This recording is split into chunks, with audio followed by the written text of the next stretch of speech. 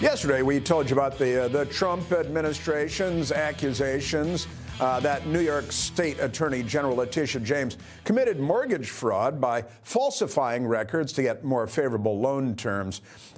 Just amazing stuff, no sense of irony, including claiming in 2023 that a single-family home in Norfolk, Virginia was her family residence.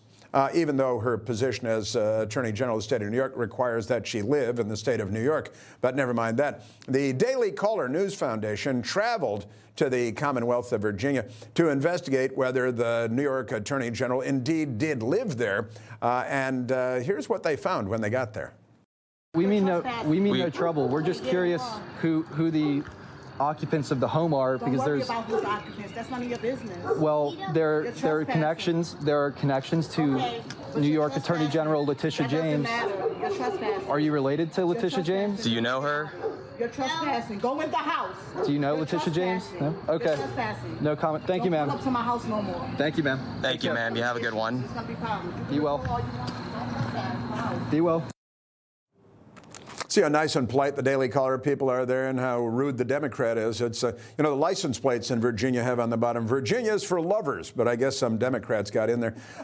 And also, you're an attorney, and I'm not, Samantha, but I don't think that was trespassing. That was walking on a public sidewalk. I think you're right. I don't think it was trespassing, although I can sympathize with this resident who has been unwittingly caught in these unfortunate circumstances. But look, I mean, Letitia James, one of the most sanctimonious, corrupt people in the United States. And the most interesting part of this Daily Caller report was that apparently she falsified these mortgage documents weeks before she undertook the prosecution of Donald Trump for falsifying business records, in which she went after him for hundreds of millions of dollars. So, the shoe's on the other foot now, and I hope the DOJ goes after her hard.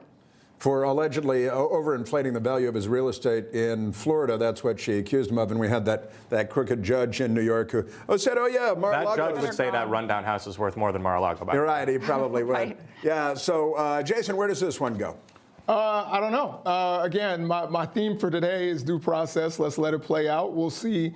I'm not going to sit here and absolve her of any wrongdoing when I don't know the facts of the case, and it's very possible that perhaps she's doing something wrong. But thus far, we don't know. And I assume so the Democrats are raising money for her. That might come next if she ends up wearing an orange suit. But here's one of the bigger questions, which is that she did put the Norfolk, Virginia home as her primary residence. How do you even run as New York Attorney General when in the state law it says, well, if you're going to run for public office, you better have your residence in New York? That's, I think, one of the big pending questions there. One of the other things worth noting here is that it was the Daily Caller and not the New York Times or the Washington Post, which is the paper of Virginia, that showed up at her house. And you can take this to the bank. Whenever something like this for a Republican comes out, it does not matter who lives in that house. There will be a stakeout 24 hours a day until that person leaves the home. That is, you saw no stakeout outside that house, and I think we understand why that's the case. And that's unfortunate. It's why people do not trust most of the media. Well, that's right. And it's there's a saying I like to use on the radio. It's good to be a Democrat.